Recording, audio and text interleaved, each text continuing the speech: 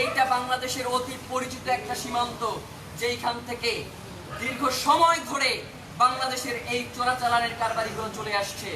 সুতরাং কেন যে সীমান্ত সিল করবা, অথচ আমাদের রাষ্ট্রীয় সংস্থা তারা 10টা 48-এর সময় যখন খুনিরা এই দেশ থেকে ভারতে পালিয়ে গেছে, তারপরে তারা এর পিছনে কারা খুন করেছে তাদেরকে সামনে নিয়ে আসছে। সুতরাং আমরা এইটাকে কোনোভাবে এই যে খুনিকে পার করে দেওয়ার একটা পায়তারা রাষ্ট্রের পক্ষ থেকে হয় নাই, এই আশঙ্কা মুক্ত আমরা না।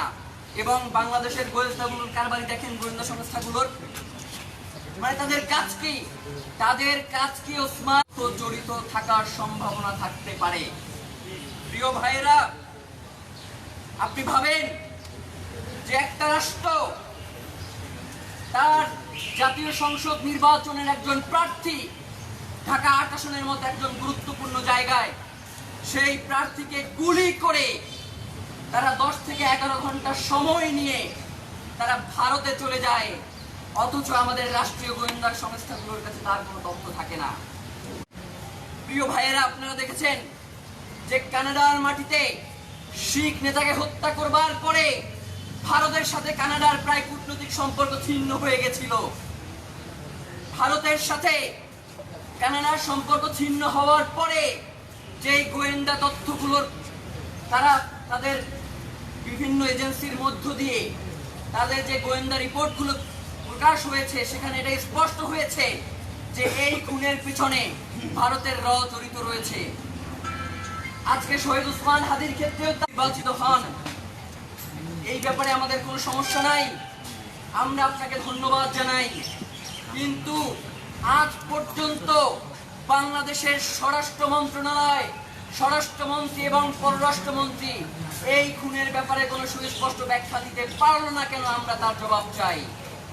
আপনারা জানেন যে গত করতে গেছিলাম, আমরা কি নির্বাচন বানচাল করতে গেছিলাম? আমরা শুধুমাত্র একটা দাবি নিয়ে গেছিলাম, কারণ আমরা আশঙ্কা করছিলাম যে এই খুনের পিছনে দেশি বিদেশি চক্রান্ত জড়িত রয়েছে, যার কারণে বাংলাদেশের একার পক্ষে, বাংলাদেশের যে রাষ্ট্রীয় বাহিনীগুলো রয়েছে তার একার পক্ষে এই খুনের রহস্য উন্মোচন করা সম্ভব নয়। যার কারণে আমরা বলেছিলাম যে জাতিসংঘের অধীনে আপনি একটা তদন্তের ব্যবস্থা করুন, যাতে নিরপেক্ষভাবে এই খুনের পিছনে কারা রয়েছে তাদেরকে আমরা বের করে আনতে সক্ষম হই, যাতে আজকের এই দিনে যে রাজনৈতিক প্রতিপক্ষকে ঘায়েল করবার যে একটা প্রচেষ্টা করা হচ্ছে, সেইখান থেকে একটা উত্তরণের পথ যাতে আমরা খুঁজে পাই। উল্টো তারা কি করলো? আমাদের উপরে অতর্কিত হামলা করলো, আমাদের শতাধিক ভাইকে তারা আহত করলো।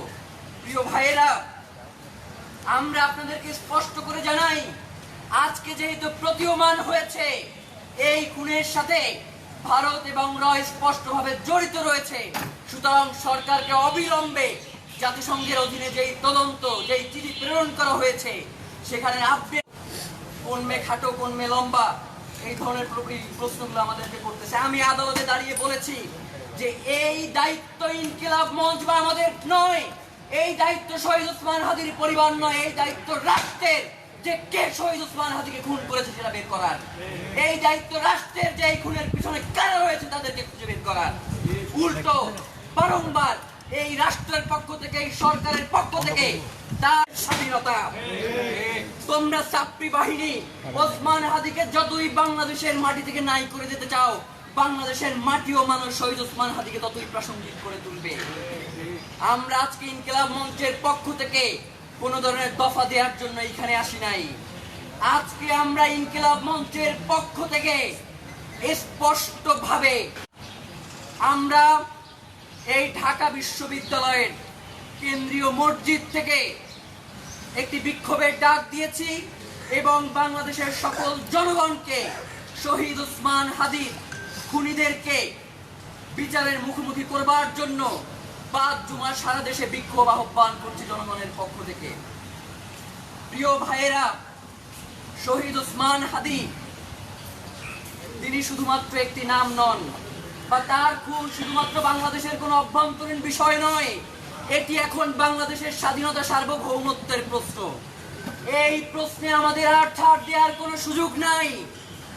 এই বাংলাদেশের এবং ভারত নিজেরা এসে এইখানে শহীদ ওসমান হাদিকে যায় নাই। শহীদ ওসমান হাদিকে খুন করেছে বাংলাদেশের মানুষ। শহীদ ওসমান হাদিকে খুন যারা করেছে তারা দীর্ঘ 3 মাস ধরে শহীদ ওসমান হাদির গতিবিধি লক্ষ্য করেছে।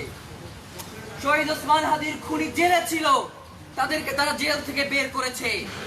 শহীদ ওসমান হাদির খুন হওয়ার পরে তাকে সেফ এক্সিট দিয়ে ভারতে পলায়নে সহায়তা করেছে। দেশনেত্রী বেগম খালেদা জিয়াকে এই ভারতীয় আধিপত্যবাদের হাতে জেল খাটতে খাটতে তার হাতটা পর্যন্ত বাঁকা হয়ে গেছে। আপনার তো এই কথাগুলো ভুলবার কথা নয়। আমরা আপনাকে আহ্বান জানাই, শহীদ ওসমান হাদি ওই একই সুতোর মানুষ যিনি এই সকল আধিপত্যবাদের বিরুদ্ধে দাঁড়িয়েছিলেন। আমরা যদি বাংলাদেশ থেকে আধিপত্যবাদকে নির্মূল করতে না পারি তাহলে বাংলাদেশের স্বাধীনতা সার্বভৌমত্ব থাকবে না। আমাদের জীবনে, আমাদের দেহে এক বিন্দু রক্ত থাকা পর্যন্ত আমরা বাংলাদেশের স্বাধীনতা সার্বভৌমত্বকে ভারতের কাছে বিকিয়ে যেতে দেব না, দেব না, দেব না। প্রিয় ভাইরা, আজকের এই সংবাদ সম্মেলন থেকে আপনাদের সর্বশেষ আহ্বান জানিয়ে আজকের মতো আমাদের এই সংবাদ সম্মেলনটা শেষ করতে চাই। শহীদ ওসমান হাদিকে যারা খুন করেছে, এই খুনের পেছনে যেই দেশি বিদেশি চক্রান্ত জড়িত রয়েছে এবং বাংলাদেশ থেকে এই খুনকে যারা ঘটিয়েছে তাদের প্রত্যেককে বিচারের মুখোমুখি করতে হবে অতি দ্রুত। নাম্বার 2, এখন পর্যন্ত 14 থেকে 15 বার শহীদ ওসমান হাদির এই যে তদন্ত, এটাকে পেছানো হয়েছে। আমরা আপনাদেরকে স্পষ্ট করে বলি, এই রিপোর্ট দাখিলের সময় আপনাদেরকে আর পেছাইতে আমরা দেব না। এইটাকে কোনোভাবেই আমরা মিস্টেরিয়াস কেস হইতে দিব না। পররাষ্ট্র মন্ত্রণালয়ের পক্ষ থেকে আমাদেরকে জানানো হয়েছে, আপনাদের মাধ্যমে আমরা জেনেছি যে গত 1-1.5 মাস 2 মাস আগে আমাদের যিনি পররাষ্ট্রমন্ত্রী তার সাথে ভারতের পররাষ্ট্রমন্ত্রীর একটা বৈঠক হয়েছে পররাষ্ট্র পর্যায়ে, এবং তিনি বলেছেন যে অতি দ্রুত শহীদ ওসমান হাদির খুনিদের দেশে ফিরিয়ে আনার ব্যাপারে ভারত সম্মত হয়েছে। অথচ অত্যন্ত আশ্চর্যের বিষয় হচ্ছে, যার সাথে বৈঠক হয়েছে তার ব্যাপারেই মমতা বন্দ্যোপাধ্যায় বলেছে যে সে নাকি তাকে চুপ থাকতে বলেছে এই ব্যাপারে।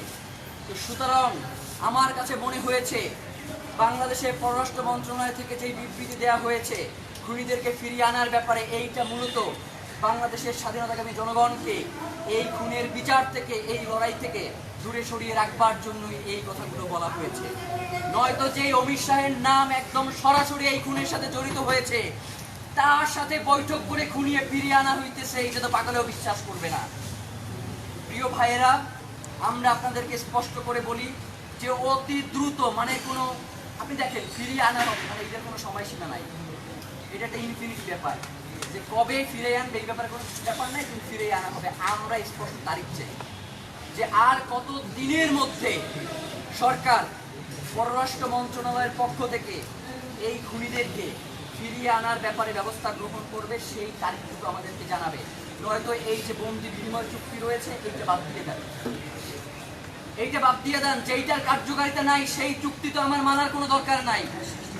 প্রিয় ভাইয়েরা, নাম্বার 3, আমরা আগেও বলেছি এখনো বলি, সিভিল এবং মিলিটারি ইন্টেলিজেন্সের মধ্যে এই আওয়ামী দোসররা এখন পর্যন্ত ঘাটতি মেরে বসে আছে। গতকাল থেকে আপনাদের কাছে এই ব্যাপারগুলো অনেকটাই সুস্পষ্ট।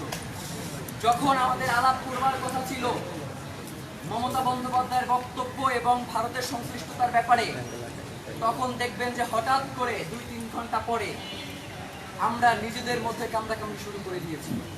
আজীবন এই আধিপত্যবাদ আমাদের ভিতরে এই কামড়াকামড়ি অব্যাহত রেখেছে নিজের আধিপত্যবাদ কায়েমের জন্য। সুতরাং এই সিভিল এবং মিলিটারি ইন্টেলিজেন্সের মধ্যে এই যে আওয়ামী দোসররা রয়েছে তাদেরকে চিহ্নিত করে অতি দ্রুত বিচারের মুখোমুখি করতে হবে।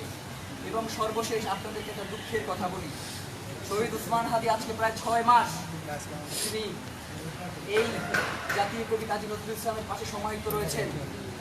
আজ পর্যন্ত তার কবরে একটা নামকরণ বসে নাই। আজ পর্যন্ত শহীদ ওসমান হাদির এই কবরটাকে যে একটু সুন্দর করে সাজানো দরকার, সেই প্রয়োজন রাষ্ট্র মনে করে নাই।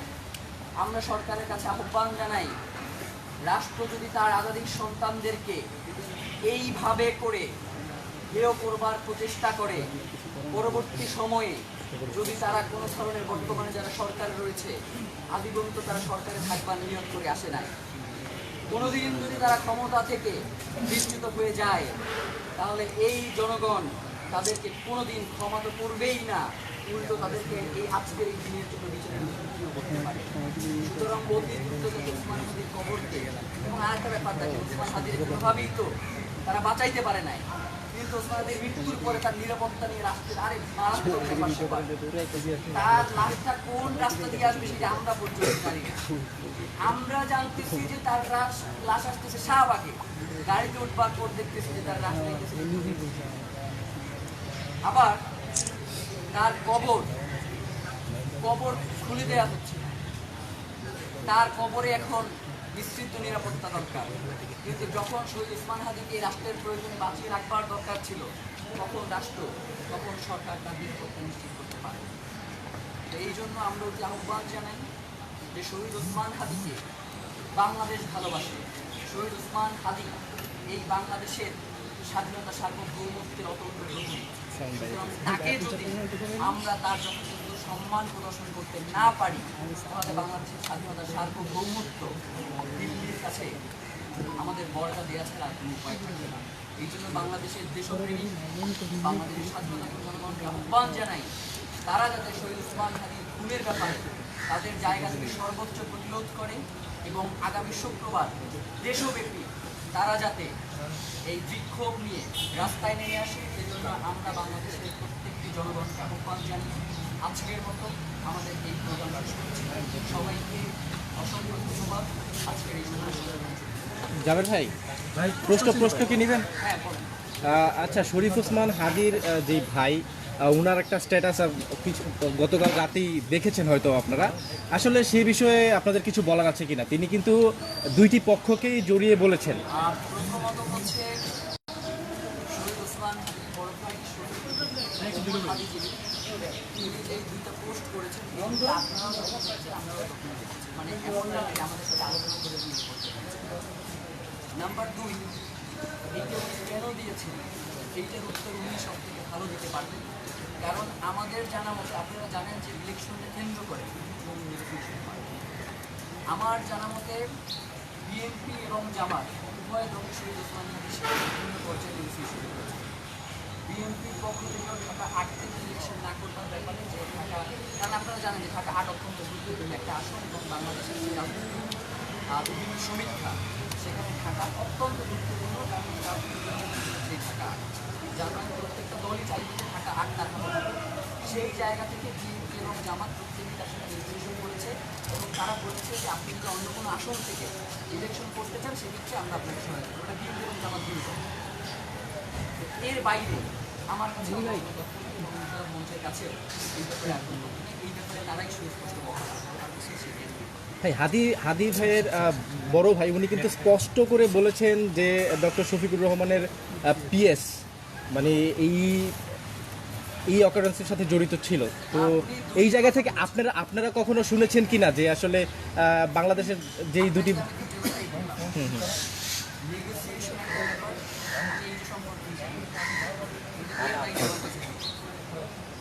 আর উনি দুইটা অভিযোগ করেছেন, একটা হচ্ছে আর সেকেন্ড পোস্টে উনি জামাতের রাজনীতি পিএসের কথা বলেছেন। তো যার কারণে উনি কেন এই কথাগুলো বলেছেন এইটা একান্ত বলার বিষয়। আমাদের ইনকিলাব মঞ্চের জায়গা থেকে আমাদের যে জায়গাগুলো প্রশ্ন ছিল সেইগুলো আমরা বাংলাদেশের যে তদন্ত সংস্থাগুলো রয়েছে প্রথমে আমরা ডিবিকে জানিয়েছি, ডিবি যখন এটা তদন্ত করেছে, এর পরবর্তী সময়ে এখন ডিবি তদন্ত তদন্তের স্বার্থে যেসব তথ্য সরবরাহ করা হয়েছে আমরা সকল তথ্য সরবরাহ করেছি, এবং তারা তদন্ত করে দেখবে যে এই বিষয়টা আমাদের কাছে এখন পর্যন্ত আমাদের কাছে তার কাছে আসলে সেটা আচ্ছা জাবেদ, নির্বাচনের আগে আমরা দেখেছি যে আপনারা হাদি হত্যা নিয়ে যেরকম সোচ্চার ছিলেন, লাগাতার আপনাদের কর্মসূচি ছিল, কিন্তু নির্বাচন পার হওয়ার পর আজ প্রায় 4 মাস পরে আপনারা সংবাদ সম্মেলন করে আবার আনুষ্ঠানিকভাবে আপনারা কর্মসূচি ঘোষণা করেছেন। এই 4 মাস আপনার নীরবতা থাকার কারণটা কি? কী কারণে আপনার নীরব ছিলেন?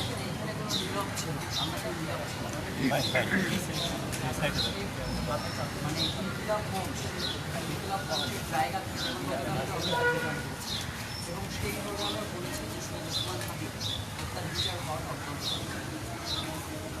এখন এই ব্যাপারটা আপনাদের সামনে পরিষ্কার করা দরকার। সেটা হচ্ছে গত 4 মাসে কেন আমরা সরকার আমাদেরকে বলেছে যে তিনি এই ব্যাপারে যথেষ্ট আন্তরিক এবং আপনারা দেখেছেন না যে যখন পররাষ্ট্র পর্যায়ে বৈঠক থেকে এবং দুর্নীতিকে ফিরে আনার ব্যাপারে পররাষ্ট্র মন্ত্রণালয় বলা হইল যে ভারত সম্মত দিচ্ছে, তখন একদম কিন্তু শহীদ ওসমান হাদির নিয়ে আমাদের কি বানানো হয়েছে ব্যাপার দিচ্ছে না। এবং আমরা কেন পৌঁছতে দেরি করলাম এই জন্য আমাদেরকে বিভিন্নভাবে এগিয়ে করা হয়েছে। আপনারা জানেন যে দিনে ঘটনা ঘটছে ওই দিন আমরা আলোচনা করছি যে শহীদ ওসমান হাদি এই ব্যাপারটা নিয়ে আমরা আন্দোলন করেছিলাম। তো সরকারের পক্ষ থেকে আমাদেরকে সুস্পষ্টভাবে জানিয়েছে যে সরকার এই ব্যাপারে আন্তরিক এবং তারা বিরোধীকে ফিরিয়ে আনার ব্যাপারে তারা সর্বোচ্চ চেষ্টা করছে, তারা কিন্তু সময়। এখন আমাদের কাছে যদি সরকার এই ধরনের বার্তা পৌঁছায় সেই ক্ষেত্রে আমাদের এর বাইরে একটা অনুমতি আছে। আমরা সরকারকে এই ব্যাপারে সময় দিয়েছি, কিন্তু সরকারকে পররাষ্ট্র কথা বলছে বা পররাষ্ট্র পর্যায়ে বৈঠকের কথা বলছে। আমরা দেখছি এই কমিশনের শিক্ষক জড়িত থাকার যার কারণে আজকে আমরা এখানে ধরেন এক রকমের সরকারকেও মনে করছি যে রাষ্ট্রের কৃষকরাও এর সাথে জড়িত থাকে। সেই জায়গা থেকে আমাদের বাইরে মানে আমরা প্রত্যেকটা ইস্যুতে শহীদ ওসমান হাদির হত্যার বিচারের কথা বলি এমন কোনো নাই। 4 মাসে আমরা 30-এর অধিক প্রোগ্রাম করেছি এবং প্রত্যেকটা প্রোগ্রামে শহীদ ওসমান হাদির এই হত্যার ব্যাপারে আমরা জোরালো জাবের ভাই, একটা প্রশ্ন, সেটা হলো যে আপনি গতকাল মমতা বন্দ্যোপাধ্যায়ের বক্তব্য এবং শরীফ ওসমান বিন হাদির ভাইয়ের যে স্ট্যাটাস, সেখানে কি এটা কি কোনোভাবে মিল হয় কিনা, যে কোনো সমীকরণকে দাঁড় করাচ্ছেন কিনা আপনারা, যে তার হত্যার সাথে ভারতীয় কোনো গোয়েন্দা সংস্থা এবং এই দেশীয় রাজনৈতিক দলগুলো সম্পৃক্ত কিনা? বলছে ভারতের সর্বোচ্চ পর্যায় থেকে মমতা বন্দ্যোপাধ্যায়কে বলা হয়েছে চোখ থাকো এটা দেশের বিষয়। তো এইখানে তো আসলে না না, তারা আপনি আপনার বক্তব্যে বলেছেন কেবলই যে ভারতের এই গোয়েন্দা সংস্থা এসে তো এই দেশে খুন করে নাই, শরীফ ওসমান হাদিকে খুন করছে এই দেশের লোকজন। তো তারা কি আসলে এই দেশে কোনো রাজনৈতিক শেল্টারে আছে কিনা, বা তাদের কি শেল্টার দেওয়া হয়েছে কিনা রাজনৈতিক? আমার কাছে মনে হয়েছে ভারতের গভর্নিয়ান পরিচালনা করে